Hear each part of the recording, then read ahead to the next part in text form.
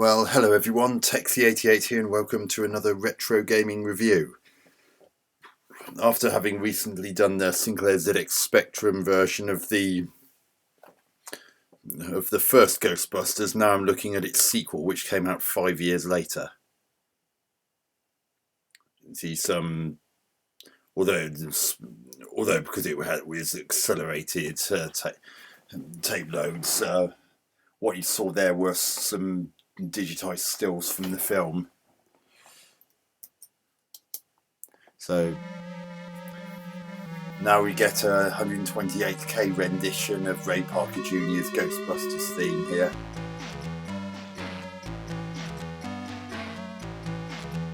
And because of the improved sound chip in the 128K Spectrum, which didn't exist at the time of the first game coming out, quite understandably the quality of the sound is noticeably better in this rendition than it was in that karaoke-like version that we had in the first game. So press space to start with keyboard, press fire to start with joystick. Well, I'm going to be using keys, so I don't have a joystick that I can actually use with my computer, so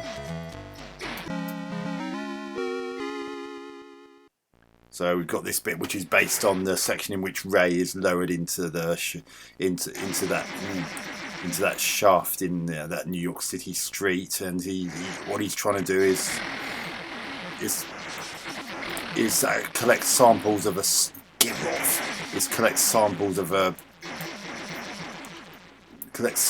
some slime that's at the very bottom. The controls take some getting used to in this. And another thing it doesn't help is that, unlike in the film, in which Ray already has a scoop in which to get us his sample of slime, here he has to actually collect the pieces of it.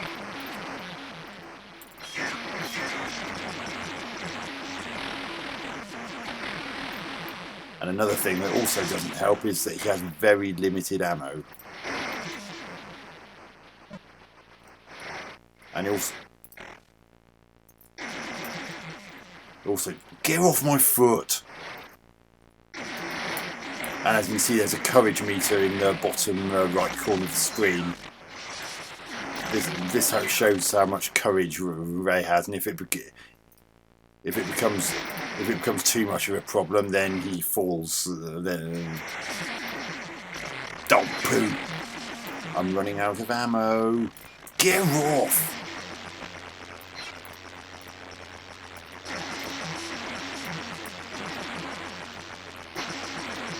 No, that handshake thing is gnawing away at the rope, and you can see the state of the cable just above the courage meter.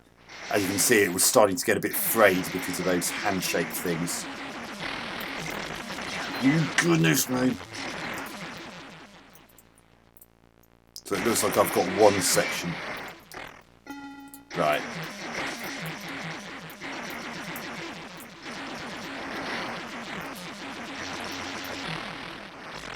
Oh goodness me, I've got virtually no ammo.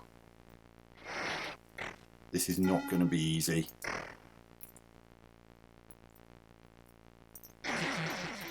Get off! No! Oh, you absolute git. I had no ammo in my proton pack, so I could not get rid of that handshake thing that was cutting into my cable.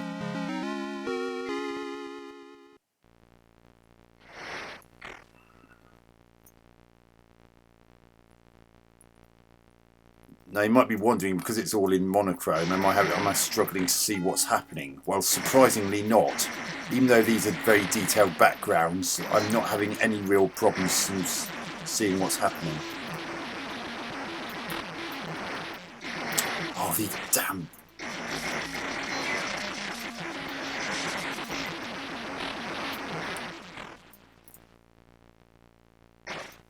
Piss off! Right, that's one piece of the scoop.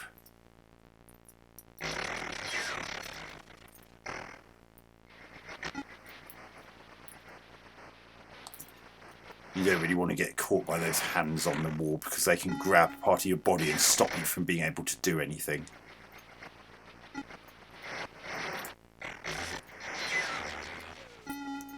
Oh, God.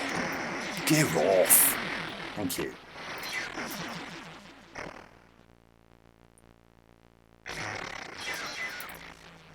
Ooh.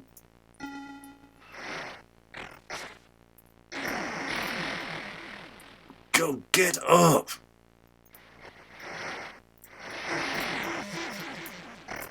There's something on that oh no.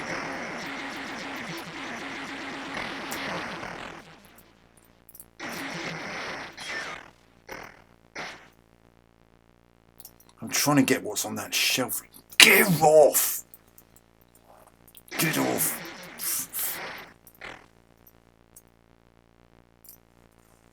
Oh, don't you dare!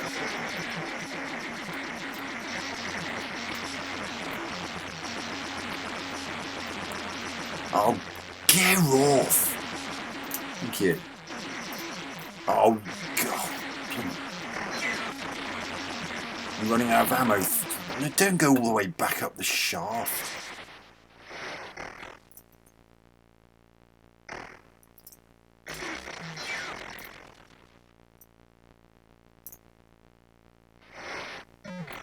Right, that's another piece of the scoop I've got.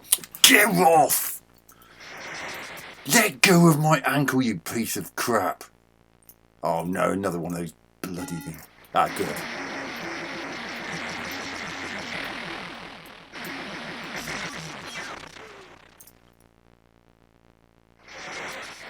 Oh, these damn ledges are a pain in the arse because it's very easy to bounce off them and not... Get off me, you son of a bitch! Oh, bloody hell. I think that was a courage. Oh yeah, lack of courage. I did say if courage got to Ray, then he would fall.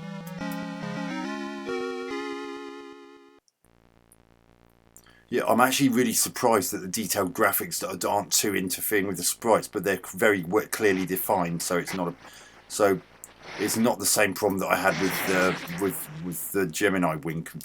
Will you get off me? Let go of me.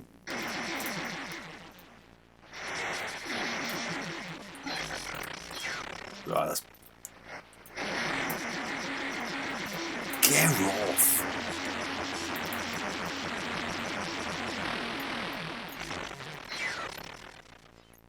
No. God, these things never let up. Right, we need to get that thing on that shelf on the right there, because it's one of the pieces of the... I wish it was possible to actually turn without using up ammo, because ammo's not exactly easy to come by in this.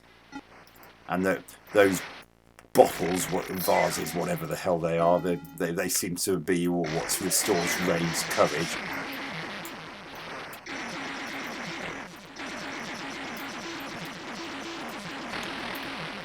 I'm ruined.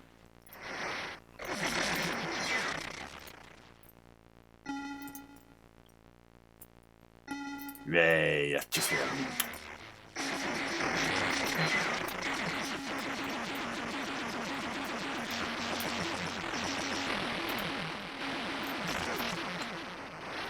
God, Ray's courage isn't looking very good. He's looking incredibly zombified at the moment. Do I need that? God, do I need that? Oh my goodness, get off!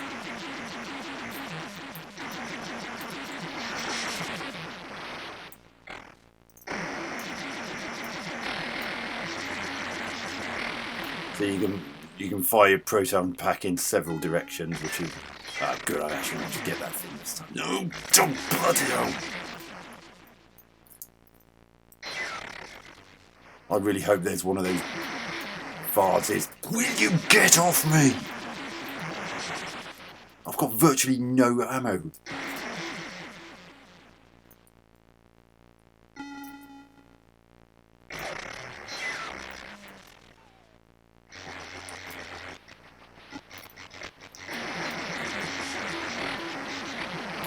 Right. Good, I managed to get some more ammo. Ah, good, I need that.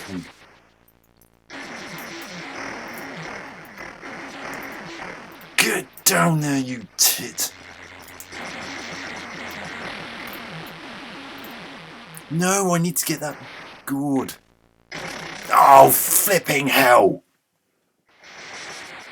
Oh, look how close I was.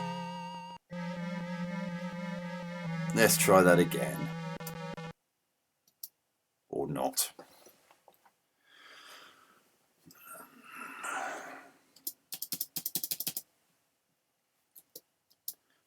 Okay, so the emulation's glitched a bit, so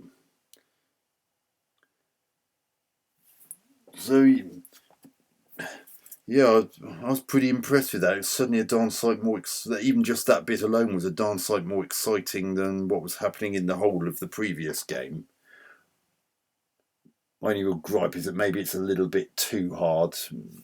I mean, your ammo is really quite limited in your proton pack, and the fact that you can't seem to turn to face to rotate your body without actually using any of your proton pack ammo is a bit disturbing, because it means that even sort of just wanting to turn around facing the opposite direction you can't seem to do without expending ammo, and that's a bit unfair.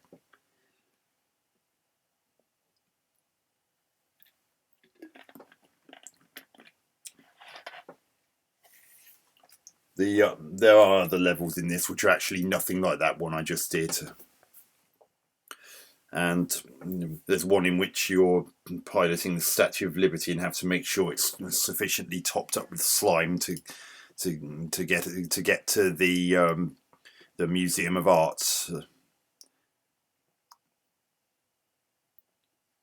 And then there's the bit in the museum itself in which you're trying to rescue Oscar, the baby that Sigourney Weaver's character Dana Barrett gave birth to sometime between the first and the second films. So in that one you get to take on Vigo the Carpathian himself.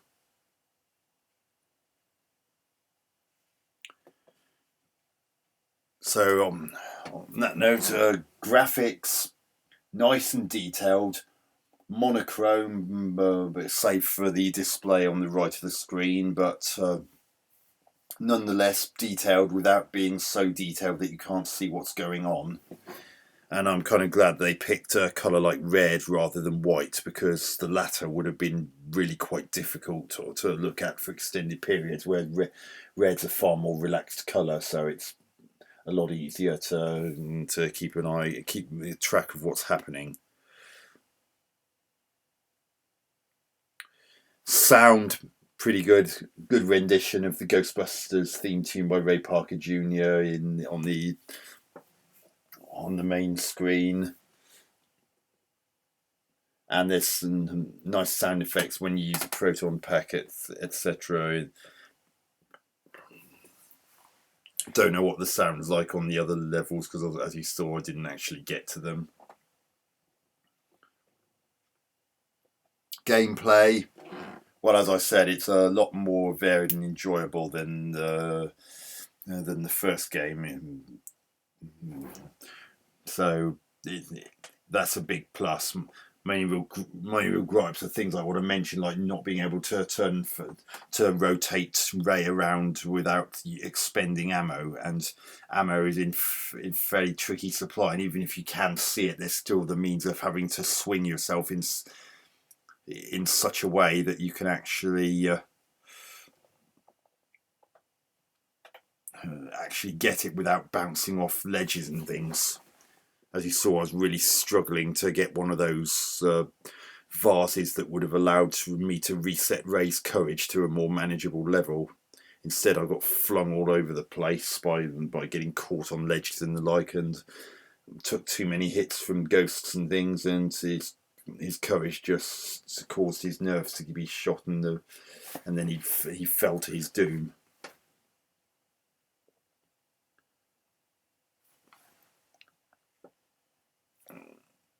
So on that note, it's a bit too tricky. mind you, given that there only seems to be 3 levels in the game, judging by what I've read in the instruction manual, it's probably another case where they made the game rather hard, so to cover up the fact that the game would otherwise be ridiculously short and you'd complete it within a very short space of time. And bear in mind that this game would have cost a penny shy of £10, which would have been quite a lot of money in 1989, or at least for a child. So I think I'm going to give Ghostbusters 2 for the ZX Spectrum 7 out of 10. Big improvement on its predecessor, but perhaps just a little bit too hard, and maybe even the game's a bit too short to. But it does seem to be faithful to the film to a certain extent, which is also a plus. So anyway, hope you enjoyed this review. Hope to catch you on another one soon. Texie88 out.